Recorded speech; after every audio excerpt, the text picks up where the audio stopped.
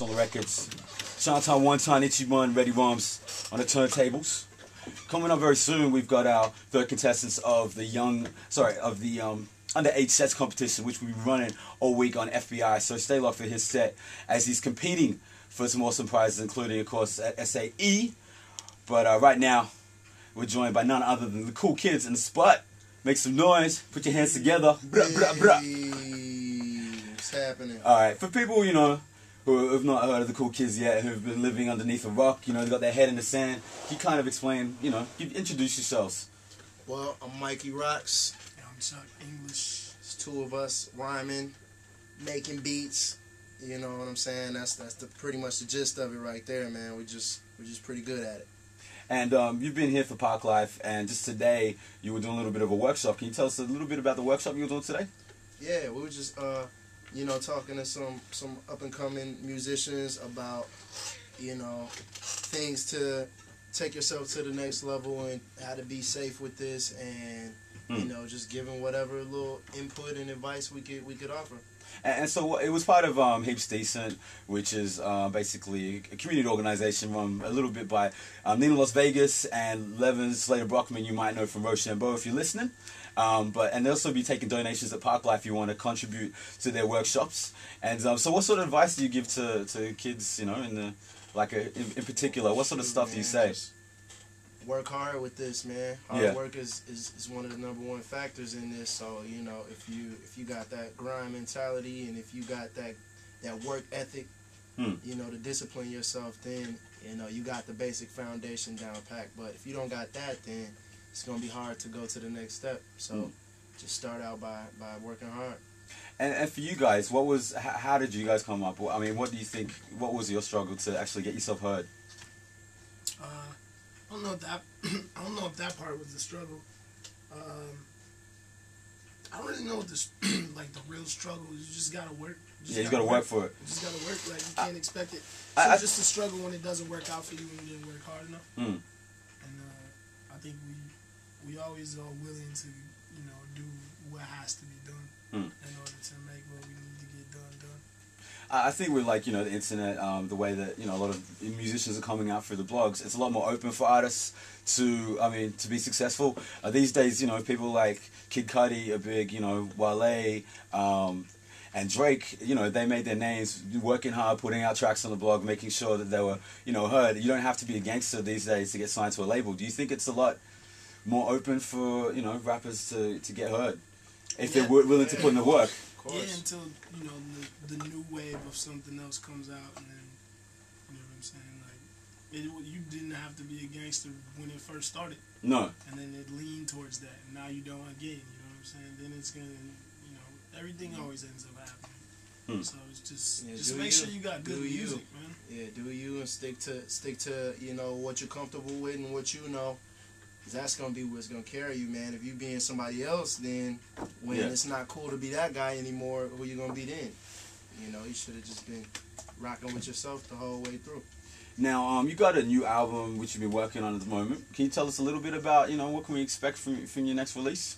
Craziness. Yeah. What sort of craziness?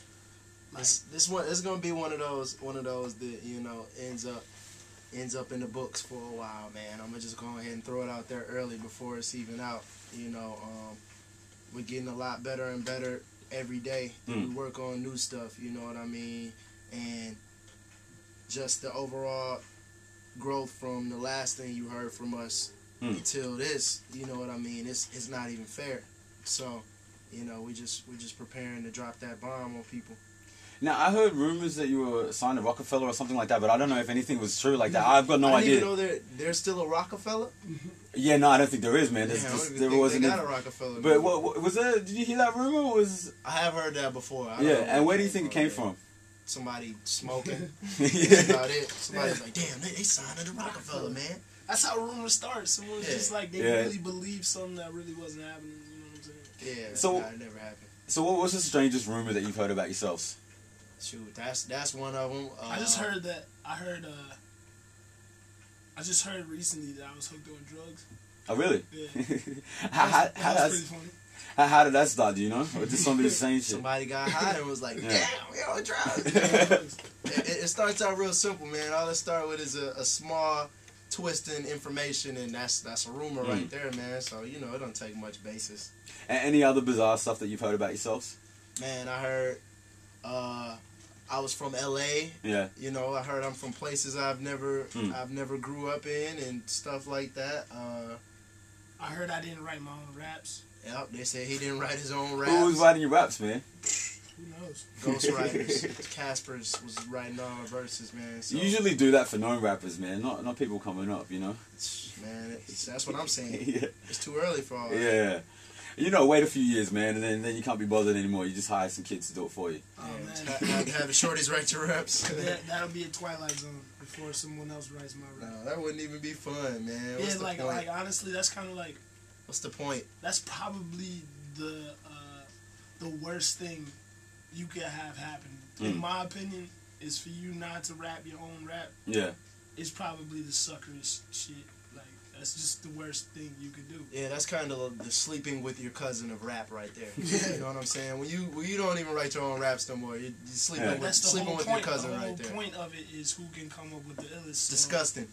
Yeah, I mean, but I don't knock the hustle of people who are writing other people's raps and getting paid. Yeah, I mean, you go get yours by all means, man. But ain't nobody gonna write my raps for me. That's the reason we here, man. Yeah, exactly. Like you know that Jay-Z wrote "Still Dre" for Dr. Dre. Yeah, I mean, I think when you're getting a little older and you might not have that fire you used to have, and you gotta stop. You gotta quit. You can't just be Wizard of Oz in it up there. Yeah. You know what I'm saying? Acting like it's you and it's not. You know, you gotta quit when you get to that point. That's how I'll know when to quit. When it's just not coming to me no more, and you know, when I can't even come up with my own raps, I'm like, all right, I've done what I'm supposed to do. You retire then. Yeah, I'm gonna hang it up, hang my jersey up in the gym. Okay, I got a track lined up. It's called Jump Rope. Can you tell us a little bit about this one? It's a song. It's a pretty cool story, actually. I was at Don Cannon's house. Yeah. Like it was like I stayed an extra day while we were working on the mixtape, and ended up like just sleeping on his couch, going through his computer, and found this beat that he really didn't. You know what I'm saying? When I pointed it out to him, he was like, "Oh, you like that? Nobody likes that track." I was just like, "Man, I heard craziness," and took it back home, played it for him. I had that chorus in my head, wrote that chorus, and then I showed it to Tennille, and she sang it, and we just ended up making it. It was like I found something that I saw was crazy. And, yeah. You know, rebuilt it, sequenced it, and you know, there you go. It's just one of those songs like I heard it from the couch, and I was just so adamant on making sure that it happened. Yeah. You know what I'm saying? And then like to sit back now and still listen to it, thinking about how, you know, it came about in the beginning, because, you know, it was like a Don was like, he didn't even care about that beat. Yeah. So, like, we turned it into a song like a lot of people love. So. Alright, check it out. This Cool Kids in the studio. This one's called Jump Rope, featuring Tennille on FBI 94.5 FM, Stolen Records.